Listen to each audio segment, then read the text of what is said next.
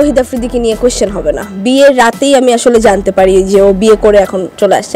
আমাকে না জানিয়ে বিয়ে করেছে আফ্রিদি। বিয়ে করার পর রাতে আমি জানতে পারি ও বিয়ে করেছে। তুমি বিয়েতে যাওনি? না, এটা তো একটা হুট করে প্ল্যান ছিল। এবার তৌহিদ আফ্রিদির সাথে প্রেম ও তার বিয়ে নিয়ে মুখ খুললেন চিত্রনায়িকা দিঘি। বিয়ের পরের দিন আসলে খুব পারফেক্টলি ওর সাথে আমার কথা হয়। তৌহিদ আফ্রিদির প্রেম ও প্রতারণার গল্পে চিত্রনায়িকা প্রার্থনা ফারদিন দিঘির নাম উঠে আসছে বারবার। মিডিয়ার সামনে প্রকাশ্যে জাস্ট ফ্রেন্ড বলে আফ্রিদিকে পরিচয় করিয়ে দিতেন Dighi. He is my best friend. কিন্তু এখন শোনা যাচ্ছে দিঘির সাথেও নাকি তৌহিদ আফ্রিদির প্রেমের সম্পর্ক ছিল।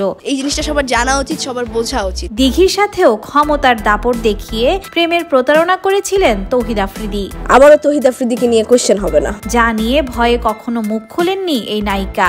এখন আফ্রিদির ঘনিষ্ঠ বন্ধু বান্ধবরাই তার এসব কুকীর্তির কথা ফাঁস করে দিচ্ছে। সে ক্যামেরার ভিতরে একরকম, কিন্তু ক্যামেরার বাইরে খুব ডেঞ্জারাস একটা লোক। রিসার সাথে আফ্রিদির বিয়েটাও মেনে নিতে পারেননি দিঘি, যে কারণে তাদের বিয়ের দিনও উপস্থিত ছিলেন না তিনি।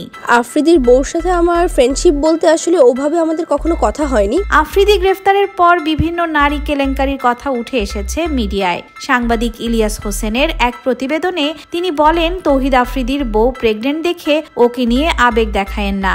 ওর কারণে বহু প্রেগনেন্ট মহিলার বাচ্চা নষ্ট হয়েছে। তৌহিদ আফ্রিদি তোমার ফ্রেন্ড, মানে আমাদের মধ্যে ছিল অ্যাফেকশন ছিল। তৌহিদ আফ্রিদি ভয়ঙ্কর অমানুষ ছিল।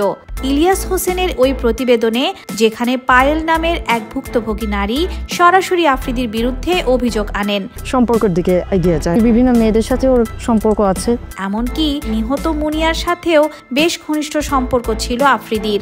দেখা করবেন আমার সাথে একটু?